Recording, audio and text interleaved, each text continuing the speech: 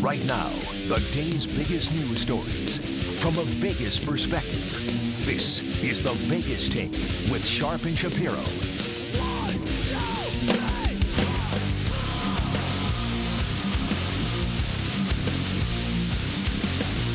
All right, welcome back. It is the Vegas Take, Sharp and Shapiro. Yeah, besides being live on the FM and AM side of your dial, we are also broadcasting live on YouTube. Check us out, the Vegas Take page. And also, nice announcement to make. We are very happy to announce that tomorrow on the show, Dr. Jill Biden will be joining us. That's right, the former Second Lady of the United States, Joe Biden. A lot to ask her about in regards to this upcoming presidential election. Dr. Jill Biden, former Second Lady of the United States, Vice President, will be joining us tomorrow on the show. But, you know, it's Thursday, and you know what that means, JD. It means it's time for a little dirty dining action with Darcy Spears from Action News 13. Darcy, thanks so much for joining us. How are you? Good morning. Good morning. Well, a lot to get to. Morning, Darcy. It seems like we talk a lot about pho, whatever you, fee, fi, fo, fum. We talk a lot about pho with you, and now you found another pho restaurant, this one on Spring Mountain and Valley View, that is a 3-time dirty dining repeat offender. What happened? Yeah, we found Pho Little Saigon multiple times because they just kind of keep popping up. It's just one of those places that can't quite seem to get it right, but maybe has just taken the step that they need to get on the right side of the health code. But Pho Little Saigon has been shut down not just this time, but previous times for a cockroach infestation. Oh. So it's like, I don't know, they live in the building and they just kind of decide they want pho at that particular moment and come on down.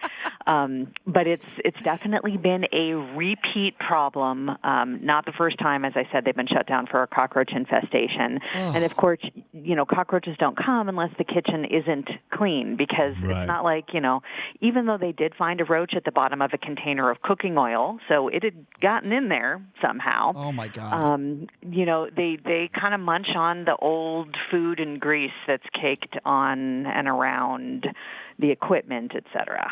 Oh, my God. It kind of reminds me of a Ratatouille, but just in a horrible way. Wait, so that's why Which would be worse. I must say rats would be worse. Although, truly, one of the grossest things I read in this health report is when the health inspector wrote that the roaches were vigorously moving within a thick layer of food and grease in the metal pan under the cook line. So if you just think of those words in your mind and what it must look like, enough said. Wait, so you're telling me that's why I have cockroaches in my bedroom? I guess I better stop eating on my bed. You can't keep bringing the sandwiches to bed. Oh, that's what it is. Jeez. Or the beef jerky. And that was actually stated probably tongue-in-cheek. There is some truth to that statement. So if this is a third-time offender, what's the future for this restaurant? Well, they have been through multiple owners, and so you kind of get a new health permit with a change of ownership. This particular owner hired a gentleman by the name of Tim Molson, who is a longtime food safety consultant in the Las Vegas Valley. He's multilingual. He spent a lot of time working in foreign countries in the food safety industry. So he's kind of the fixer. And when a restaurant knows that they really have to make some serious change and keep on top of it, they bring this guy in. And so he is already ushering in what I think they hope will be a new era of sanitation and cleanliness and people knowing what to do and how to do it consistently. Here's a question for you. What if I'm sitting there having some pho, whatever it's called, and I accidentally bite into a cockroach? And there's got to be some legal recourse on that. Has that ever happened in your experience? And if a customer actually, because I remember way back in the day, I'm trying to remember which fast food place it was, but somebody bit into like a rat, and I think it was maybe KFC. I'm trying to remember. This happened like over a decade ago, and they want a huge settlement. So if this happens in a restaurant, you do have some legal recourse if you get sick, do you not? Well, you know, anybody can sue anybody for any reason. Clearly, if you find that your food is contaminated, whether it's with a roach or, you know, a hair or a piece of metal or whatever, those are just things that have already come up in dirty dining. You know, you can certainly immediately make the restaurant aware of it, take pictures, get a complaint into the health district immediately because they're the first line of defense and will come in and inspect and look for other issues and, order the plan of correction. But as far as like being compensated, I guess you have to prove A, that the roach made you sick as opposed to just sick to your stomach because it happened. Right. And, B, of course, you have to be able to find an attorney who's willing to take them on. And sometimes it's tough to prove. Like, how do they know you didn't bring the cockroach in and, stick it in the bottom of your salad? And C, the KFC is a national major chain with hundreds of millions of dollars a year in revenue. The little Saigon probably has 400,000. You have to eat at places where you can actually get paid the big bucks. Do you remember, Darcy, when the story came out where it's famously called Wendy's Finger Chili? When the chili finger lady, and it was all a big ruse. Yeah, and it was false. It was fake. I don't know where she found the finger to begin with. That's bizarre in itself. But she found a finger in her chili, and then it turned out that she made it up. So as serious as it is with some of these instances, it's just as serious when you make a false claim like that too, right? Yeah, that created a boy who cried wolf environment for people finding stuff in their food. Right. It's very unfortunate, but that did happen. And I think that despite the fact that that was quite a long time ago, it does still plague us today because everyone remembers it. Right. I'd like a side of chili, and please give me a side of a middle finger as well. All right, so we're talking with Darcy Spears. Dirty Dining does a great job for Channel 13. Repeat offender, another one. I'm sensing an Asian theme here. This is called Asian Barbecue and Noodle on Jones between Spring Mountain and Desert Inn. What can you tell us about this place? Yeah, there was a bit of a theme this week. 2 repeat offenders, 2 Asian restaurants, both of them in the Chinatown area, just pretty close to one another. Asian Barbecue and Noodle has been on Dirty Dining in the past. They've had a variety of different issues, but in this particular most recent inspection, inspectors saw employees go out into the back alley to do who knows what and then return to the kitchen to prepare food without washing their hands. They had a big tray that they were using to chop bok choy that they set on top of a trash can as a pedestal, not the thing that you want to, use to balance your tray of food.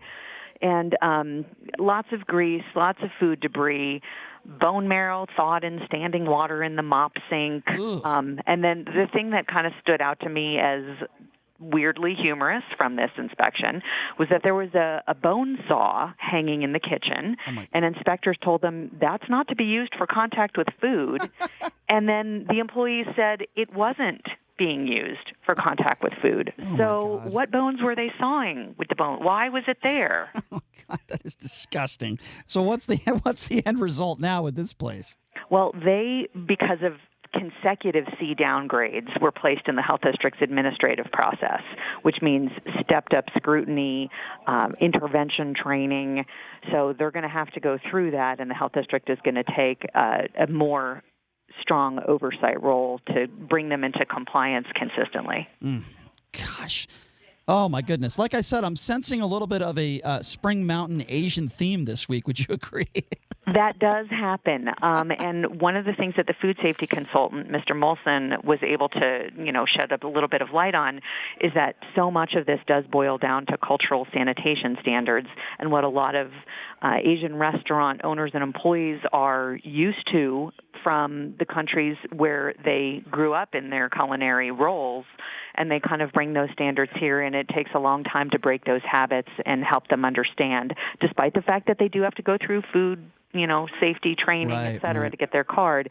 You're just working to break, in many cases, decades of habit. But one other thing that just happened that we pointed out in last night's Dirty Dining was the increase in fees. It just got a heck of a lot more expensive to violate the health code. Right. As of February 1st, the health district raised the fees for a C downgrade. They nearly tripled.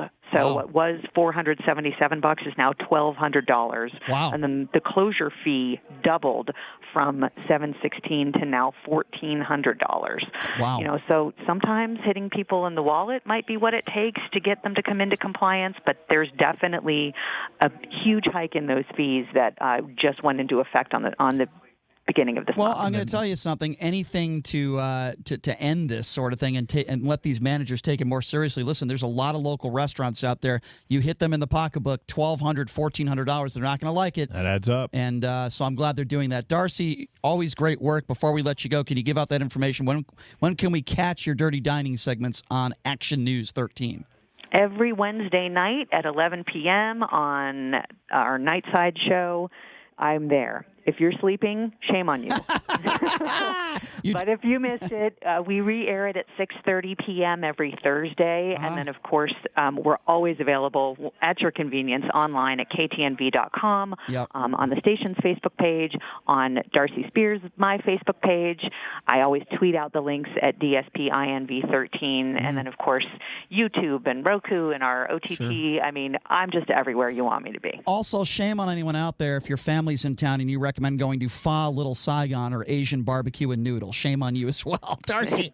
Just be armed with information before you make your choice. Absolutely. That's why we love having you on. Darcy, thank you so much for your time. Always appreciate it. Look forward to catching up with you next week. Thanks, guys. Have a good one. Thanks a lot, Darcy. Love having Darcy on the Dirty Dining segment. Do we have an appetite now? I'd like to get some chili, please, with a side of a middle finger. Can we please get that in the drive-thru? No, I said a middle finger with a ring on it. No.